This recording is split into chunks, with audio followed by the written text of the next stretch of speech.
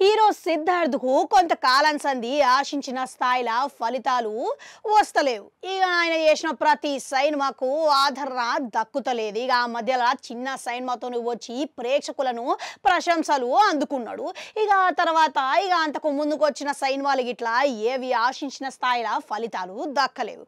ఇక దీంతో ఆయన కోపం కానీ ఆయన బాధను వివిధ సందర్భాలల్లో బయట పెట్టే ప్రయత్నం చేసిండు. ఇక గప్పుడు సినిమా గురించి అభిమానుల గురించి గిట్లా నిప్పులు జరిగే ప్రయత్నాలు గిట్లా చేసిండు. అంతేకాదు స్టార్ హీరోల విజయాల గురించి వాళ్ళ వసూల గురించి గిట్లా పరోక్షంగా సెటైర్లు సైతం చేసే ప్రయత్నాలు చేసిండు. అయితే సిద్ధార్థ్కు కమర్షియల్ సినిమాలల్లా నటించే అవకాశం వచ్చినా కానీ ఇక అటువంటివి వద్దనుకున్నానని ఇక కేవలం సమాజానికి సందేశం గల సినిమాలు చైతన్యపరిచే సినిమాలే చేస్తా అని కొత్త పల్లవి అందుకున్నాడు. ఇక అంతేకాదు హీరోయిన్లతోని అభ్యంతరకరమైన అసభ్యకరమైన సన్నివేశాలు ఉన్న సినిమాలు అవకాశాలు వచ్చినా కానీ వదులుకున్నానని ఇక అసలు అటువంటివి చేయడం వల్ల ఉపయోగం ఏముంటది సమాజానికి అనే ధోరణిలా మాట్లాడిండు.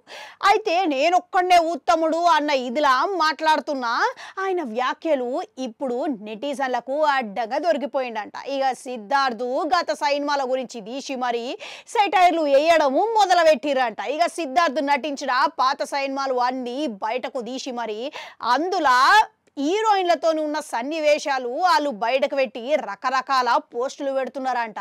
అయితే జీవితం ఆరంభంలోనే సిద్ధార్థ్కు రొమాంటిక్ హీరో అనే పదము అనే పేరు సొంతం చేసుకున్నాడు. ఇక అట్లా ముఖ్యంగా ఆట సినిమాల ఇలియానాతో చేసిన సన్నివేశాలు మస్తుగా హైలైట్ అయినాయి. ఇక ఇలియానాతో చేసిన సన్నివేశాలల్లా నడు మీద చేయుడు ఇక వివిధ రకాలమైన భంగిమలలో చూసిన తీరు చూసి ఇక ఈయన సిద్ధార్థే కదా అని నెటిజన్లు గుర్తు చేస్తున్నారట. ఇక ఈ రకంగా ఆయన్ను ట్రోలింగ్ చేయడం మొదలు పెట్టిరట. ఇక సిద్ధార్థ్ గత సినిమాల సన్నివేశాలు చూసి ఇప్పుడు ఆయన చేసిన వ్యాఖ్యలు ఈ రెండు జత వేసి ట్రోలింగ్ మస్తుగా చేస్తున్నారంట.